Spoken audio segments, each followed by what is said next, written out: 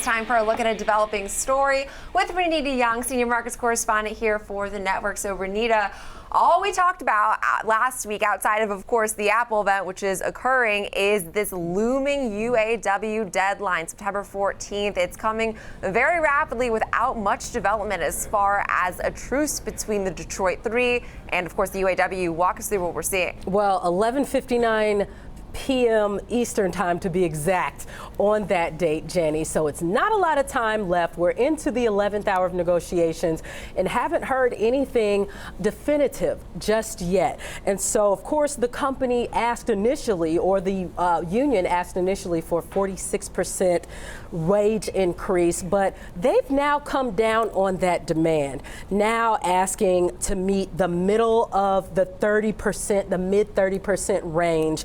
And so it does show that the UAW president, Shawn Fain, he's got a little bit of a willingness to meet in the middle with at least one of the major demands. Some of the other demands included cost of living increases, more PTO, restoration of traditional pensions. Workers wanted to reduce the work week to 32 hours from 40 and increase retiree benefits.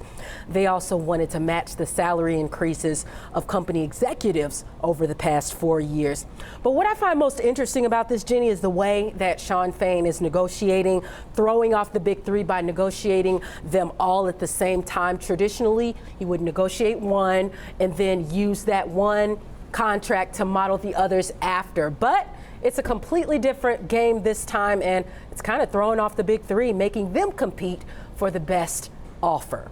You know, what I find is sort of funny is then the remarks from him, like GM will propose this offer, and then he calls it insulting, and then Stellantis comes out with an offer. He's not pleased. So it does seem like they're at least, I think the sign that they did lower their wage increase demand, like you said, to about 30%, it's something. I mean, that's the most progress we've gotten from that side yet.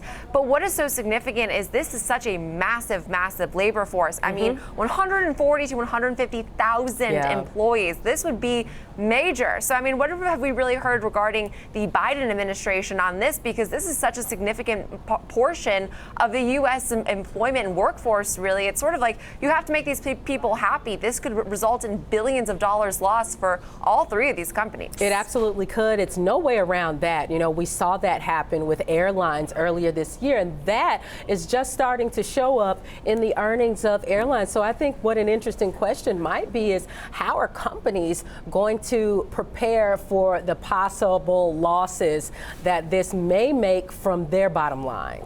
And I think another good question is, how are companies going to prepare to then pay these employees 30% more? Because it's been the summer of strikes, of course. We have the pilot strike, which was ongoing. We had some of those negotiations met. The UPS potential strike, of course. And it's like, well, I'm glad that these have sort of reached deals. It's like that is then more expensive, of course, for a lot of these companies. But inflation, you've got to pay your employees properly, Renita. So we will leave it there. A really good breakdown. And of course, that looming deadline with the automakers and the UAW. Renita Young, senior markets correspondent.